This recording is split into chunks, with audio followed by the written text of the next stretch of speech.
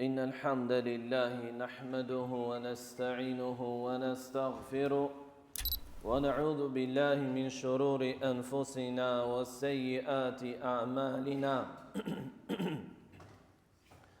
من يهده الله فلا مضل له ومن يضلل فلا هادي له أشهد أن لا إله إلا الله وحده لا شريك له وأشهد أن نبينا محمدا عبده ورسوله فصلوات الله وسلامه عليه وعلى آله وصحبه ومن تبعهم بإحسان إلى يوم الدين أما بعد Falenderojmë Allahun e lartësuar, e lavdërojmë dhe madhërojmë atë, dhe njëkohësisht e lutim që të na ruaj dhe të na mbrojë nga veset dhe gjunahet tona. Atë që Allahu udhëzoi në rrugën e drejtë, askush nuk mund ta humbë prej saj përveç tij. Dhe atë që Allahu e humbi nga rruga e drejtë, askush nuk ka mundësi ta udhëzojë në të përveç tij. Dëshmoj dhe deklaroj se nuk ka të adhuruar me të drejtë me merit përveç Allahut, i cili është Zoti i vetëm, nuk ka të barabartë dhe as të ngjashëm me të. Gjithashtu dëshmoj se Muhamedi alayhis salam është robi i Allahut dhe i dërguar nga ai për mbar njerëzimin. E lutim Allahun e lartësuar që salavatet dhe selamet e tij, faljet, mirësitë dhe bekimet e tij të jenë për profetin ton Muhammed, familjen dhe sahabët e profetit, shokët e tij, por edhe për të gjithë besimtarët e tjerë musliman deri në fund dhe në vijim. Xhamati i nderuar, na drejtohet neve Allahu i lartësuar në Kur'an me një ajet të rëndësishëm. Ja eyyuhalladhina amanu kutiba alaykumus siyam kama kutiba alal ladina min qablikum la'allakum tattaqun. O besimtar, kujt i drejtohet? Besimtarve. O besimtar, agjërimi është bërë detyrë për ju. Pra çfarë gjykimi ka agjërimi i Ramazanit? Detyrë. Siç ka qenë edhe për të tjerët përpara jush. Pra ky është një adhurim që Allahu ja ka bërë detyrë edhe ummeteve, popujve të mëparshëm. Agjërimi nuk është një adhurim i ri, por është një adhurim i lashtë, gjë që tregon dashurinë e Allahut për të vepër të mirë. Me qëllim që të bëheni të devotshëm, ndalojmë pak këtu. Na tregon Allahu i lartësuar hikmen, urtësinë e agjërimit. Pse kërkojnë nga ne të rrimë me orë të tëra, pa ngrënë papire e tjerë, që të bëheni të devotshëm. Dhe ne jemi në mesin e muajit të Ramazanit. Kanë kaluar pothuajse 2 javë. Deri në fund të ditës bëhen 2 javë. Dhe ku jemi ne, secili t'i bën një analizë vetes dhe të kthej pa kokën mbrapa të këto 14 ditë? Ku jemi ne me këtë qëllim të ligjësimit të agjërimit, që ju të bëheni të devotshëm? Këto ditë që kemi agjëruar, këto ditë që kanë kaluar nga Ramazani, a kanë forcuar besimin ton? A jemi larguar nga ato gjunahe që kemi qenë edhe përpara Ramazanit? A kemi shtuar vepra të mira? Gjendja e njerëzve në Ramazan nuk del nga 3 raste. Të parët janë ata për të cilët vjen Ramazani dhe as nuk agjërojnë dhe as nuk preokupojnë fare për këtë muaj, por e kalojnë thjesht si datat zakonshme të vitit. Allahu na ruaj nga këta. Të dytët janë që agjërojnë, por agjërimi i tyre është thjesht uri dhe etje, pse nuk i largojnë gjunaheve. E bëjnë si obligim, tek Allahu dalin që e kanë agjëruar Ramazanin. Quhet, por shpërbime nuk kanë. Dhe ky është dështim. Dhe ky është falimentimi i madh. Të investosh dhe në fund mos marrësh shpërblimet e mrekullueshme nga Zoti bujar, faljen e tij të madhe. Dhe të tretët janë ata që agjërojnë dhe agjërimi i tyre në çdo ditë që vjen e përmirëson raportin e tyre me Allahun. Afrohen tek Allahu, rriten shpërblimet e tyre, lartësohen gradat e tyre, falen gjunahet e tyre, shkruhen nga të shpëtuarit nga zjarri që ndodh në çdo natë të Ramazanit. Dhe nga këta të tretët duhet të përpiqet të jetë çdo musliman dhe muslimane.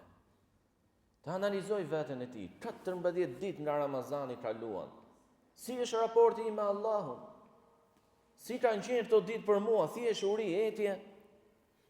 Dhe pastaj kanë vazhduar normal çështja tjetër, shqisat, gjymtyrët kanë parë, kanë folur, kanë dëgjuar, kanë vepruar, pa u vetë përmbajtur fare, pa e marrë në llogari a e do Allahu apo jo atë gjë, a është e lejuar apo e ndaluar, a është vepër e mirë apo e keqe.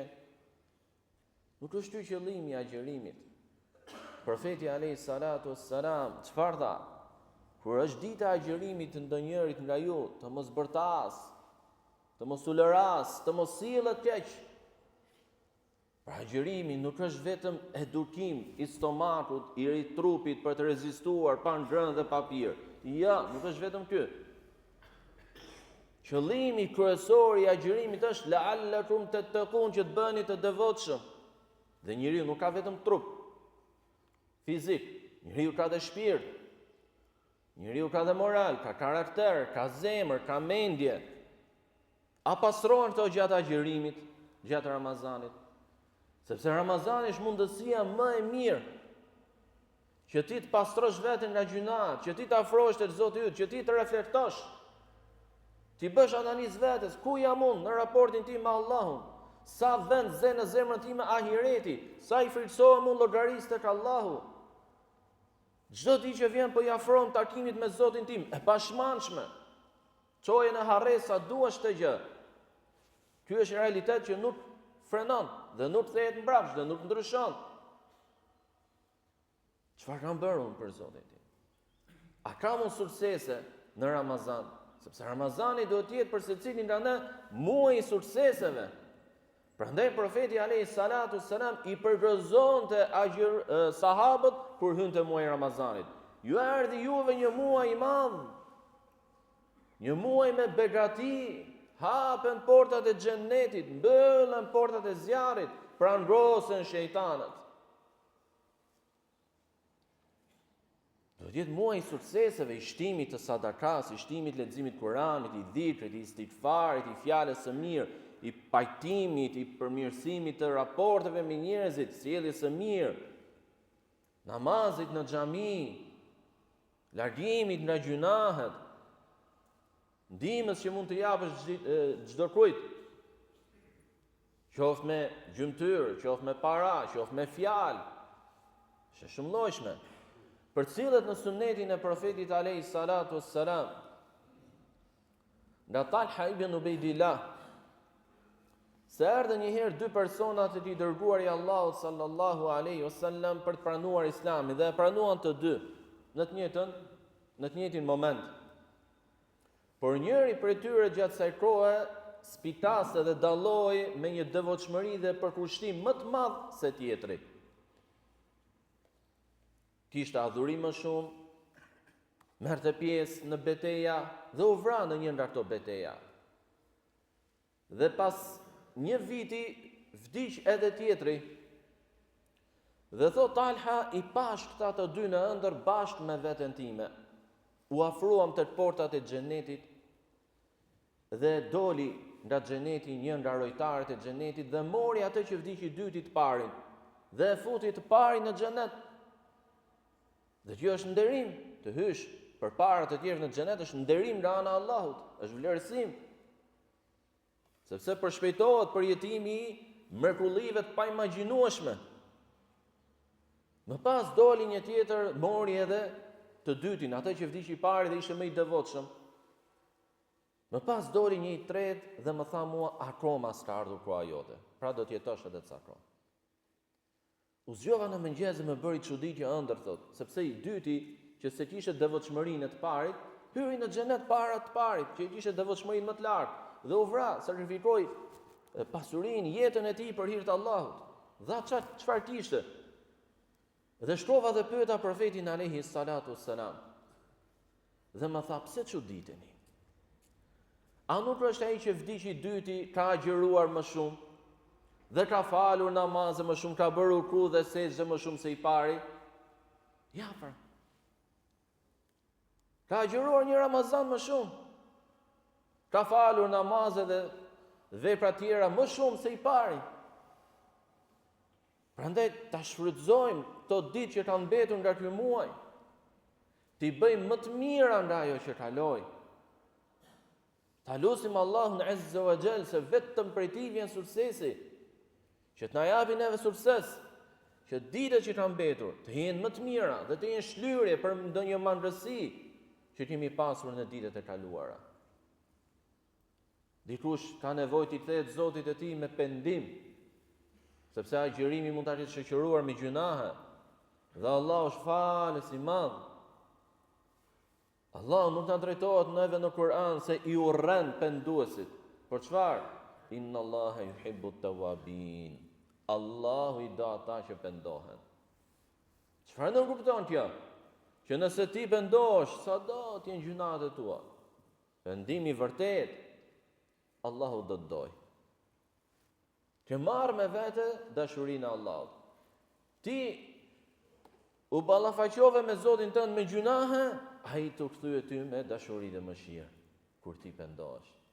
Aqulu qawli hadha wa astaghfirullaha li wa lakum wa lisairil mu'minina min kulli dhanb fastaghfiru innahu huwal ghafurur rahim. Alhamdulillahi rabbil alamin wal 'aqibatu lil muttaqin wala 'udwana illa 'alal zalimin. والصلاة والسلام على أشرف المرسلين نبينا محمد وعلى آله وصحبه ومن تبعهم بإحسان إلى يوم الدين. Përmendëm në pjesën e parë të hutbes se që të marrësh shpërblime për agjërimin që po bën, dhe kjo është një sakrificë që çdo musliman dhe muslimane e bëjnë për kënaqësinë, për të fituar kënaqësinë e krijuesit të tyre, duhet të largohesh nga gjunahet. Dhe normalisht gjunahet nuk janë të gjitha në të njëjtën grad, në të njëjtin nivel. Disa janë më të rënda se disa të tjera. Dhe gjunahet më të rënda janë ato të cilat shkelin dhe të cënojnë çështjen më të rëndësishme dhe të drejtën më të madhe të Allahut, dhe që është tauhidi, monoteizmi i tij, adhurimi vetëm i tij.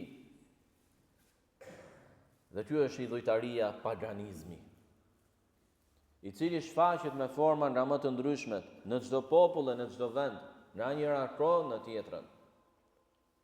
E një nga format apo ritet pagane që vazhdon të festohet me të madhe në vendin tonë është edhe dita e verës.